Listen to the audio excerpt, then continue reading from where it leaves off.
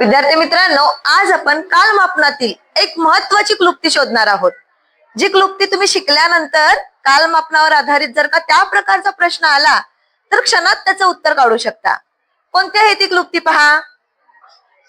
एकाच वारी येणारे वर्षातील महत्वाचे दिवस. असे काही दिवस आहेत की ते एकाच वारी येतात आणि ते जर का दिवस तुम्ही पाठ केलात तर त्या प्रश्नाचं उत्तर तुम्ही क्षणात देऊ शकता. उदाहरणार्थ बघा, नाम श्याम. कोणता शब्द तयार झालाय? नाम श्याम. ना म्हणजे नाताळ, म म्हणजे महाराष्ट्र दिन, शा म्हणजे शाहू जयंती आणि नंतरच म म्हणजे महात्मा गांधी जयंती. म्हणून हा शब्द सगळ्यांनी पाठ करायचा. म्हणा बघू माझ्या बरोबर. नाम श्याम. नाताळ, शाहू जयंती,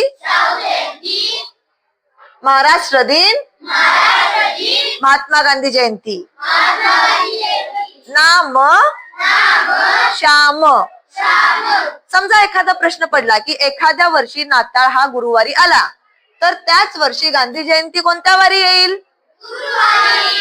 आले की नाही क्षणात उत्तर?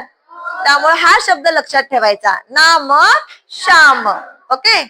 आता दुसरा शब्द बघा, बाशी स्वाती. सगळे म्हणा, बाशी स्वाती. बालदिन, शिक्षक दिन, स्वातंत्र्य दिन, टिळक पुण्यतिथी. हे सगळे दिवस किंवा हे सगळे सण एकाच दिवशी येतात. समजा एखाद्या दिवशी बालदिन जर का मंगळवारी आला तर त्या वर्षी शिक्षक दिन मंगळवारीच येईल. स्वातंत्र्य दिन, टिळक पुण्यतिथी सुद्धा मंगळवारीच येईल. तर अशा पद्धतीने हे दोन शब्द लक्षात ठेवायचे. नाम श्याम, बाशी स्वाती. नाम श्याम, बाशी. हे एकत्र करायचे नाहीत.